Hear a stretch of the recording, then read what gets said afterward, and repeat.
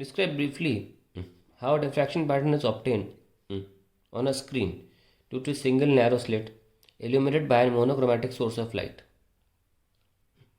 Hence obtain the conditions for angular width of secondary maxima and secondary minima. आइए देखते हैं. Diffraction में single slit है और ये स्लिट पे वेव फ्रंट है जिस पे कुछ पॉइंट्स हैं which all vibrating in same phase and act as a source of secondary wavelets. Describe करना था, लिख लेते हैं. There is a wave front at slit which has some points on it.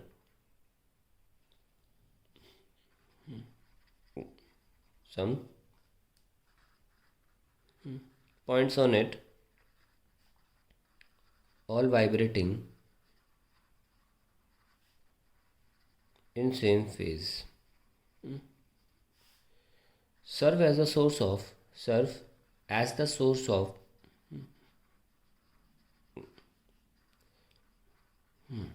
secondary wavelets. When these wavelets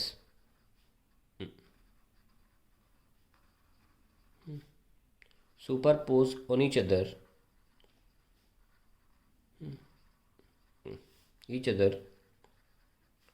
produce a diffraction pattern on screen.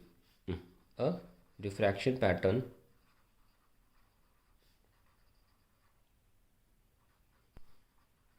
On screen.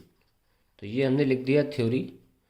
अब हमें इसको mathematic analysis दे देते हैं. आप थ्योरेटिक एनालिसिस भी दे सकते हैं, हालांकि मैं मैथमेटिक एनालिसिस दे रहा हूँ, तो ध्यान से देखिए. तो ये सारी की सारी वेवलेट्स निकल रही हैं इन पॉइंट्स से. ये पहला पॉइंट, ये दूसरा पॉइंट, ये तीसरा पॉइंट एंड सो ऑन, ये nth पॉइंट. यहाँ कहीं ये मीट करेंगी इन्फाइनाइट जाके. आप लेंस बना लीजिए, लेंस कन्वर्ज कर देगा एक पॉइंट पे.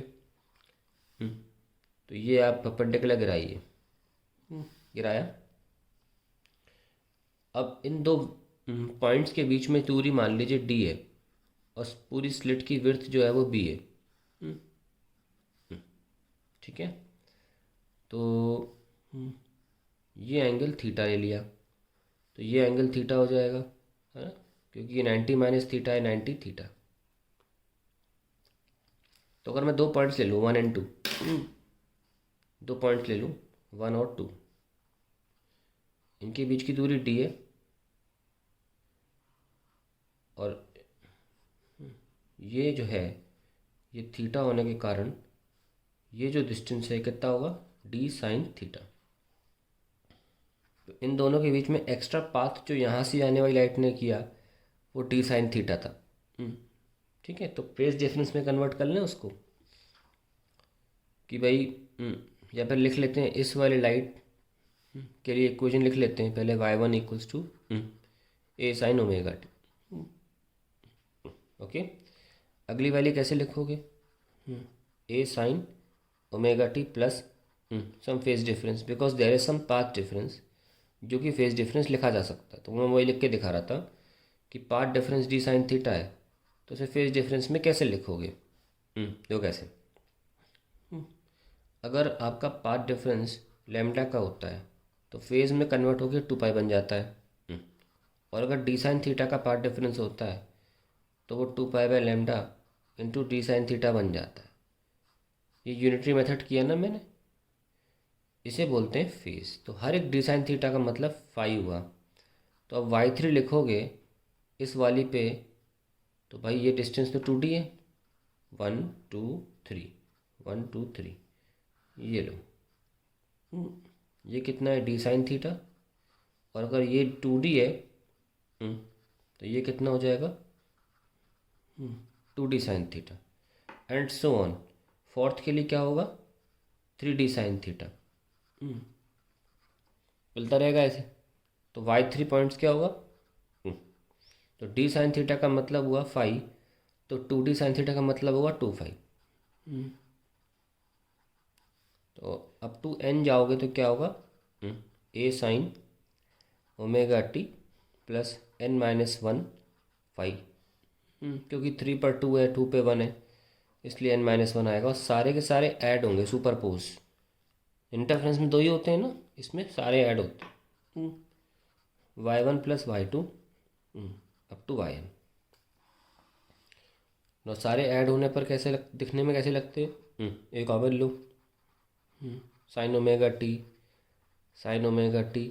Plus 5 up to sine omega T plus n-1 5।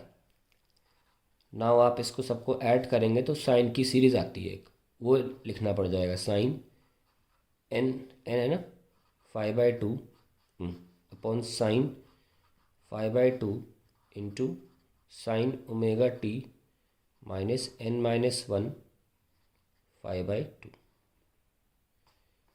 ये आपका फाइनल एक्सप्रेशन आ जाएगा। अब ये जो चीज़ है ये है फाइनल एम्पलीट्यूड। सारी जोड़ोगे तो वेव्स का फाइनल एम्पलीट्यूड है, इसको हम लिख लेते हैं फाइनल एम्पलीट्यूड, रिजल्टेंट एम्पलीट्यूड। और ये हिस्सा क्या हो जाएगा? Omega T minus theta final phase. हमें इस सेक्शन से कोई मतलब नहीं है, हमें इससे मतलब है क्योंकि हमें इंटेंसिटी से मतलब है, और इंटेंसिटी प्रोपोर्शनल टू एम्पलीट्यूड का स्क्वायर होती है।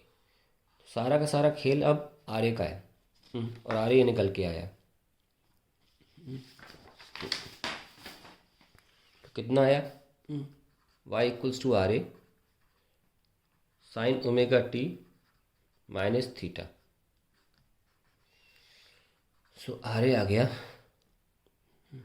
साइन n5/2 अपॉन साइन 5/2, और यहाँ पे ए बी। देखिए एक काम कर सकते हैं, phi is a very small angle, hence sine 5/2 को 5/2 लिखा जा सकता है। तो एम्पलीट्यूड क्या हो गया? Sine n5/2 upon 5/2। यस और no? Now I am going to multiply and divide by n। Multiply and divide by n.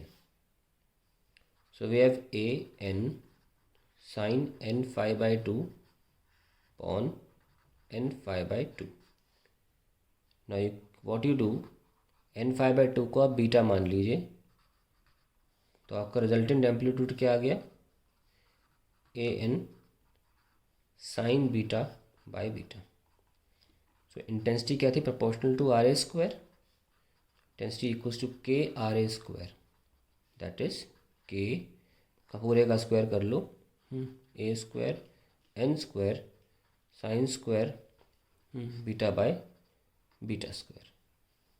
अब आप देखिए कि जो पूरा टर्म है इसी को इंटेंसिटी की वैल्यू में आना होगा, क्योंकि इनका यूनिट होता नहीं, तो इंटेंसिटी ये इसी इंटेंसिटी का यूनिट का सारा काम इसी को करना पड़ेगा। ये चीज़ मैं समझाना चाह रहा हूँ कि ये इंटेंसिटी लिखी हुई है, क्योंकि ये तो चीज़ें डिवाइड होने पर वैसे भी किसी यूनिट की नहीं होती हैं। तो अगर लेफ्ट साइड में इंटेंसिटी लिखी तो this has to be intensity, hence we write intensity sine square beta by beta square. Once you have here reached here, now you can use this formula to find out the condition for maximum and minimum. जैसे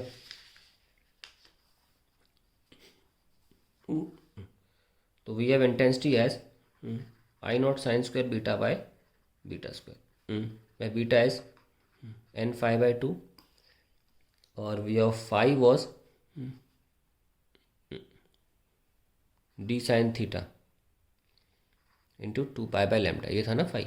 नहीं, इसकी 1 thing 2 3 4 5 ऐसे points थे ना n तक, 1 से लेकर, और इसकी वैल्यू कितनी थी?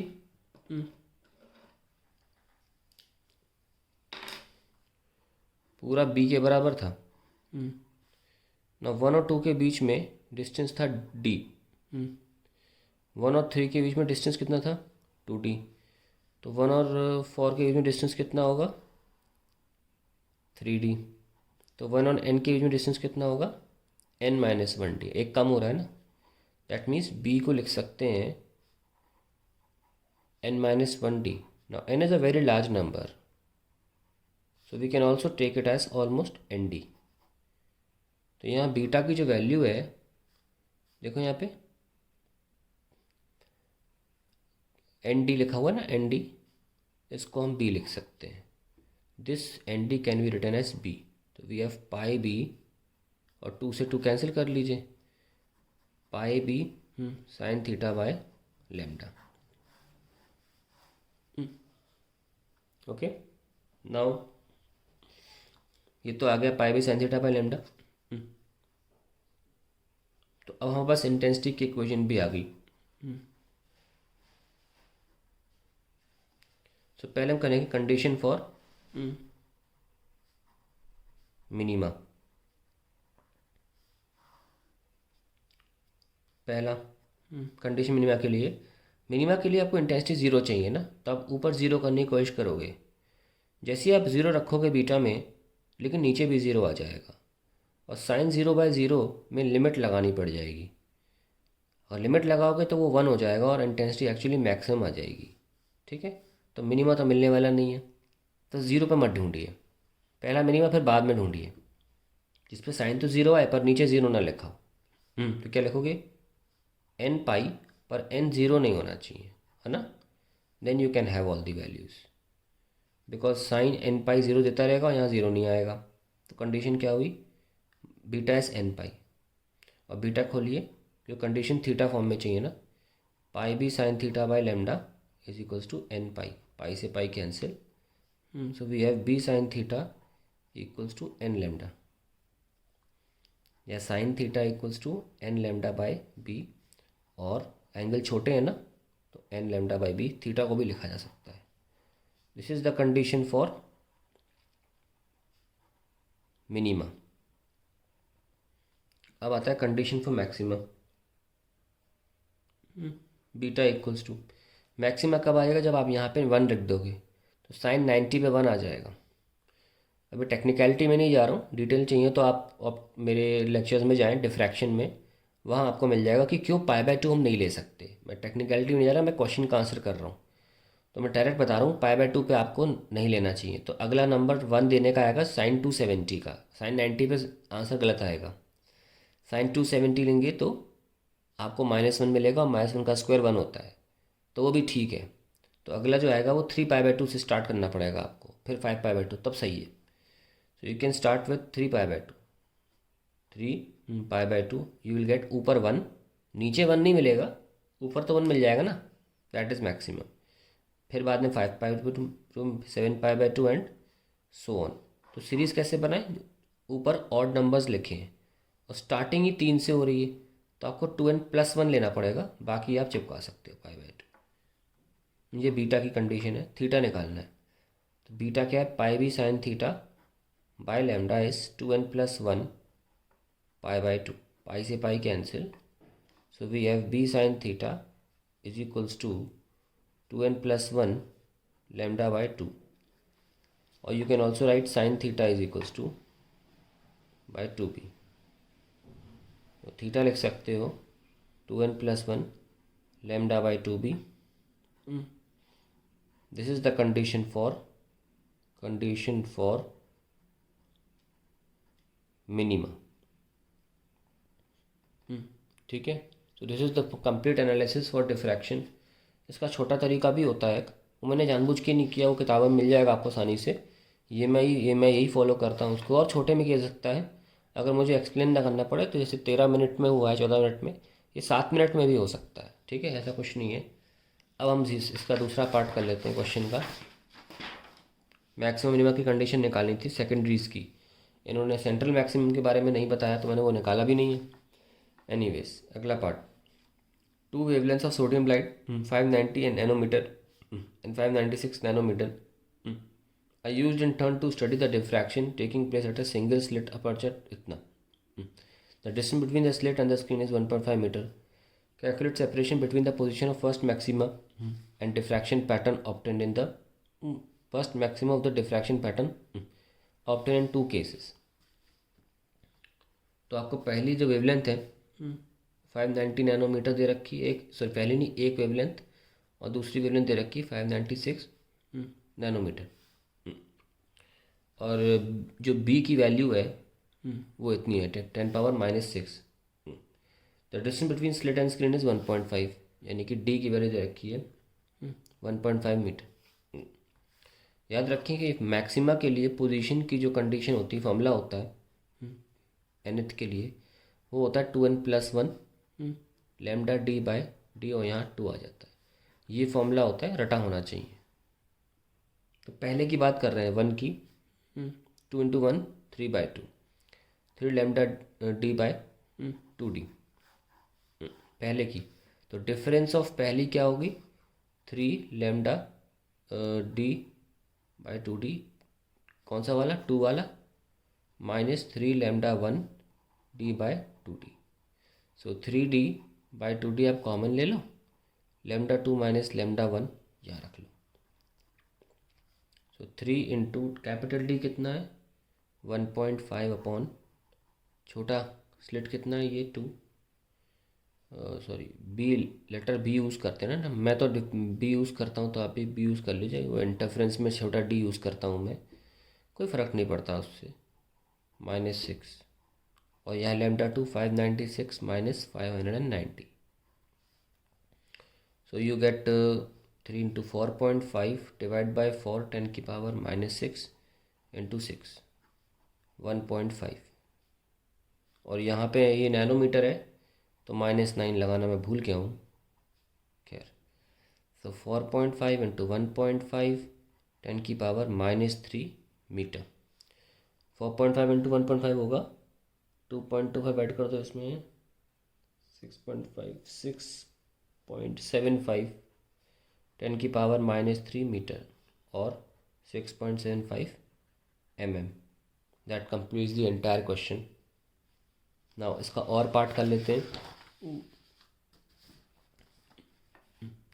In a Young's double slit experiment, deduce the condition for constructive and destructive interference at a point on screen.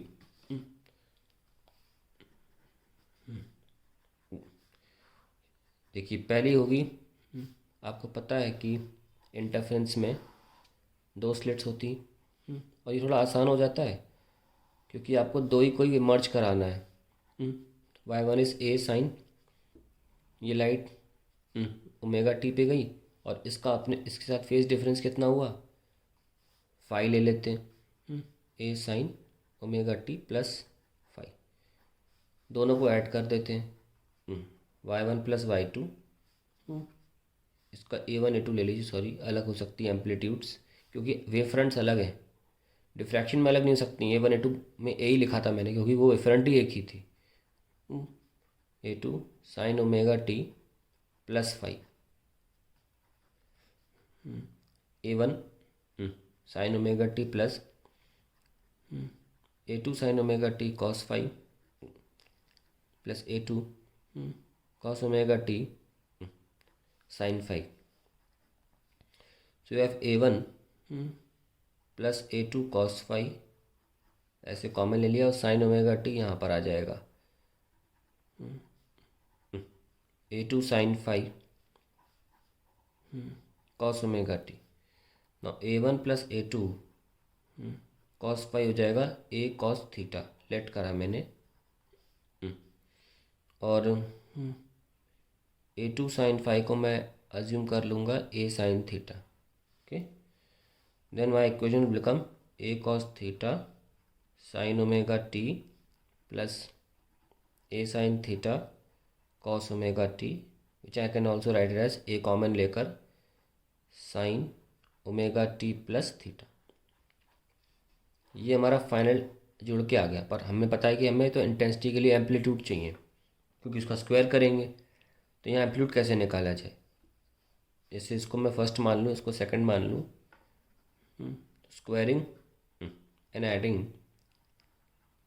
First and second, square करो इसको, a1 square plus a2 square cos square phi plus 2a1 a2 cos phi, ये plus करो इसके साथ इसका square a2 square sine square phi, और फिर यहाँ पे राइट साइड में क्या होगा a square cos square a square sine square, तो a स्क्वायर कॉमन लिया, cos square plus sine square 1 हो गया। देखो ए स्क्वायर मिल गया ना आपको, क्या मिला, ये दोनों मिलके क्या होगा, sine square plus cos square 1, सो ए स्क्वायर आ गया A1 square plus A2 square plus 2A1 A2 cos 5, ये आपका ए स्क्वायर आ गया।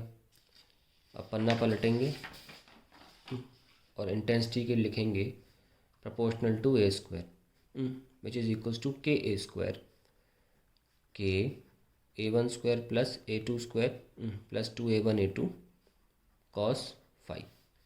नाउ मैक्सिमम के लिए cos 5 should be 1 for I max, cos 5 should be 1। कब कब 1 मिलता है, 2n पाई पे, है ना।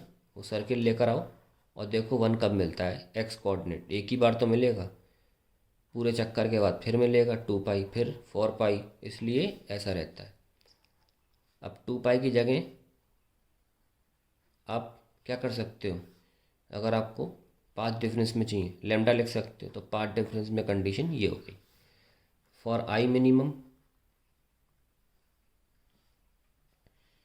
cos 5 शुड बी -1, जो cos 5 की मिनिमम वैल्यू है, that is what you get 2n minus 1। देखो यहाँ मिलेगी ना -1 यहाँ पे, तो एक बार पाई पे मिलेगी, है ना, पहली बार पाई मिल जाएगी, फिर कहाँ मिलेगी, 2 पाई ऐड करना पड़ेगा 3 पाई पे, है ना, pi by 2n minus 1 pi. So you can write, जैसे कि अगर आप देखो 1 रखोगे तो आ जाएगा 2 माइनस 1 पाई पे आ जाएगा, 2 रखोगे तो 3 पाई आ जाएगा, 4 और 5 पाई एंड सो ऑन।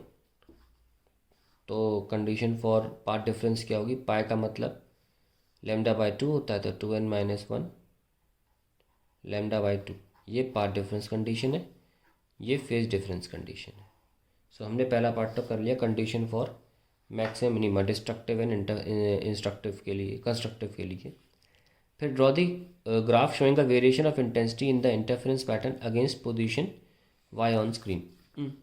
देख सकते हैं यहाँ पे बी पार्ट के लिए इंटेंसिटी का फॉर्मूला क्या आया था, A1 square plus A2 square plus 2A1 A2। अगर आप A1 A2 को बराबर कर लें एक बार के लिए तो हो जाएगा 2A square plus 2A square, 2A square common ले लें, 1 plus cos 5, so we have 2A square, और इसको लिख सकते हो 2 cos square 5/2, so will get 4A square K cos square 5/2, और इसको हम मान सकते हैं maximum intensity I nought. So हमारा जो ग्राफ बनेगा वो कोसाइन स्क्वायर का बनेगा, इंटेंसिटी पैटर्न में कोसाइन स्क्वायर का ग्राफ कैसे बनता है, जैसा आप कोसाइन का बनाते हो बिल्कुल वैसे ही, बस इतना है कि वो बनेगा ऊपर, क्योंकि नेगेटिव नहीं सकता ना, स्क्वायर है इसलिए। ये आपका इंटेंसिटी पैटर्न बन गया, ख़त्म। तो मैक्सिमम कहाँ मिलेगा बताइए, 0 पे, फिर अगला मैक्सिमम कहाँ मिलेगा 2 पाई पे, फिर अगला मैक्सिमम कहाँ मिलेगा 4 पाई पे, मिनिमम कहाँ मिलेगा बीचों बीच पाई 3 पाई, और यही चीज़ रिपीट कर दो यहाँ पे, -पाई -2 पाई -3 पाई -4 पाई एंड सो ऑन।